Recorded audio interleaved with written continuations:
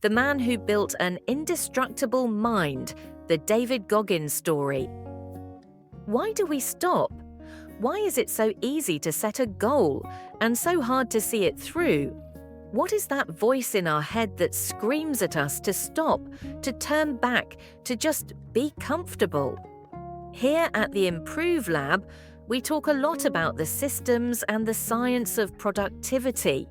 We talk about tiny habits and the Pomodoro technique. But today we're doing something different. We're not looking at a concept, we're looking at a person who was given every reason to quit, every reason to fail, every reason to be a victim, but who instead ran a series of brutal, life-altering experiments on himself until he had literally rewired his entire being. This is not a story about motivation, it's a lab report on the human will. This is the story of David Goggins and how he built an indestructible mind. To understand the man David Goggins became, you must first understand the default setting he was born with. Because the Goggins the world knows today is not the Goggins who was created. He was created, as he says, by his father. David Goggins was born in 1975. His early life was a nightmare. His father, David Goggins, was a successful businessman who owned a roller skating rink. But at home, he was a monster. David would beat David, his brother, and his mother for the smallest mistakes. He would force them to work at the rink late into the school night without pay. David wasn't a child, he was an enslaved employee. This wasn't just physical abuse, it was psychological warfare. Goggins' brain, in those critical developmental years, was being hardwired for one thing: fear. In his book, Can't Hurt Me, he describes how this constant toxic stress caused his brain to splinter. He developed a severe stutter. He couldn't learn. His hair started falling out in patches from the stress. This is the starting data for our experiment. This is not a hero. This is a child whose default setting was programmed with fear, self-doubt, and pain. When he was 8, his mother finally managed to escape with him. But the damage was done. They moved to a small town in Indiana, where they were one of the only black families. The physical abuse was gone, but it was replaced by a new kind of trauma: relentless, daily racism. He was the target of hate-filled notes. A gun was pointed at him. He was told, "We're going to kill you." His brain's fight-or-flight system, already fried from his father, was now on 24/7 alert. He cheated his way through school. He was functionally illiterate. By the time he was a junior in high school, he had a 0.7 GPA and could barely read. The toxic stress of his youth had given him a severe learning disability. His entire identity was built on a lie. He was an F student, a loser, a victim. This was the data. This was the lab report on his life so far. And that's when the first test happened. He failed to graduate. He looked at his mother, who had sacrificed everything to save him, and he saw her disappointment. So he ran his first painful experiment. He locked himself in his room. He went back to school. He forced himself to learn, to read, word by painful word. He fought his broken brain, and he eventually passed. He got into the Air Force. For a moment, it looked like he was on track, but the default setting, that program of fear and self-doubt, it was still running. During a high-stress water rescue training, he panicked and he quit. He ran away. He found a loophole, got out of the training, and was given a comfortable job on the base. And this is where David Goggins truly hit bottom. He left the Air Force. He got a job as a cockroach exterminator, working the 11 p.m. to 7 a.m. shift. He became 297 pounds. He was 24 years old. He was obese, broke, depressed, and haunted by the fact that he was a quitter. This was his rock bottom, and this is where most stories end, but this is where Goggins' real story, his experiment, begins. One night, covered in pesticides, he came home and turned on the TV. He saw a documentary about the Navy SEALs. He saw men being pushed to their absolute limits during Hell Week. They were cold, wet, sandy, and broken. And Goggins, the man who had quit, the man who was afraid of water, the man who was nearly 300 pounds, said to himself, "I want to do that." This was his hypothesis, that the victim version of himself was a lie and that a new version could be built. He went to a recruiter. The recruiter laughed at him, literally laughed in his face. To be a SEAL, you had to be under 191 pounds. Goggins was 106 pounds overweight. He was told it was impossible. For Goggins, impossible was just the new starting line. He went home. He looked in the mirror and didn't just see a fat man. He saw a coward.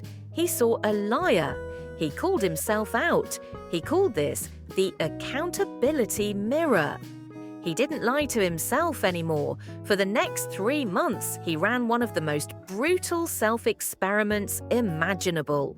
His day: wake up at 4:30 a.m., go to the stationary bike, ride for 2 hours, go to the pool, swim for 2 hours, go to the gym, do a 2-hour circuit workout. He would eat a tiny controlled diet of chicken breast, rice, and fruit. And he would do this every single day. His body was screaming, his skin split. He was in constant pain. But for the first time, the pain was his choice. He was no longer running from pain, he was running toward it. In less than 3 months, David Goggins lost 106 pounds. He walked back into that recruiter's office. The man didn't recognize him. But the weight loss, that wasn't the test. That was just the entrance exam. The real lab was Hell Week. Goggins went to Hell Week and he failed. He was diagnosed with double pneumonia and stress fractures in his legs. He was pulled from the training. The man who had quit once before was now faced with the same choice. He could go home, honorably discharged. No one would blame him. But Goggins wasn't testing to see if he could pass. He was testing to find his limit. Pneumonia wasn't his limit. He healed. He went back to day 1 of training. He started Hell Week again, and he failed again. This time, he had a severe stress fracture in his tibia. His leg was broken. The default setting brain screamed, "Stop! You're safe, you're hurt, go home." He was sent home to heal. The commanders told him, "You're done." He refused, he healed, and he came back. In the span of 1 year, David Goggins went through Hell Week 3 times. On his 3rd attempt, he was a different being. He was broken, with stress fractures all over his body, but his mind was no longer the mind he was born with.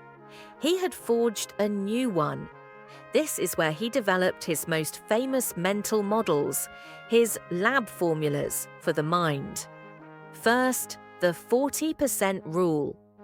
Goggins realized that when your mind is screaming, "I'm done," when you feel like you have nothing left, you are actually only at 40% of your true capacity. Your brain is just a safety governor designed to protect you. Goggins learned how to ignore that data and push past it. Second, the cookie jar. This was his mental toolkit. When he was in extreme pain, he would mentally reach into his cookie jar and pull out a past victory. He'd remember surviving his father. He'd remember losing the 106 pounds. He'd remember surviving the last Hell Week. He weaponized his past trauma and turned it into fuel. He didn't just pass Hell Week, he dominated it. The lab experiment was a success. The default setting of fear and self-doubt had been overwritten. But the lab wasn't closed. For Goggins, the test was never over. He became a Navy SEAL. Then he went on to Army Ranger School, then Air Force Tactical Air Controller training. After leaving the military, he needed a new test. He decided to run an ultramarathon, a 100-mile race with no training. He just signed up. At mile 50, his body shut down. He had broken bones in his feet. He was urinating blood. He was in total organ failure. And what did he do? He sat on a chair, ate some crackers, and kept going. He finished the race. He proved again that the 40% rule was real. He would go on to set a Guinness World Record for the most pull-ups in 24 hours, 4,030. The man who was once a 300-pound cockroach exterminator, who couldn't read, who was crippled by fear, had become, by his own design, one of the toughest human beings on the planet. So, what is the lab report here? What can we at the Improve Lab learn from this incredible story? Goggins' life gives us a 4-step formula for rewiring your mind. 1. The accountability mirror. You cannot improve what you do not acknowledge. You must be brutally, 100% honest with yourself about your starting data. No lies, no excuses. 2. The 40% rule. Understand that your mind's quit signal is a lie. It's a safety feature, not a hard limit. Your true potential is on the other side of that signal. 3. The cookie jar. You must weaponize your past victories. Every small win, every time you overcame anything, that is data. It's proof that you can. Use it as fuel. And 4. The calloused mind. Goggins' most powerful idea. To build an indestructible mind, you must do what he does. Seek discomfort. You must every single day do something you don't want to do. This is just a real-world application of tiny habits. It's not about running 100 miles. It's about waking up when the alarm clock goes off. It's about taking a cold shower. It's about reading 10 pages instead of scrolling. You practice being uncomfortable so that when real discomfort comes, you are ready. You are calloused. David Goggins is living proof that your past does not have to be your default setting. You can be your own lab. You can take the data of your failures and you can use it to build a new formula. You can quite literally rewire your brain. But now I want to hear from you. This story is intense and his lab formula is extreme. But what is one small, uncomfortable thing you can do this week to start building your own calloused mind? Let us know in the comments. We read all of them. And if you want more deep dives into the systems and stories of self-improvement, make sure to subscribe to the Improve Lab. As you go, check out our video on how to rewire your brain with positive thinking, which explains the exact science behind the neuroplasticity that Goggins used to change his life. Thanks for running this experiment with us. We'll see you in the next one. Grow your mind, engineer your future with the Improve Lab.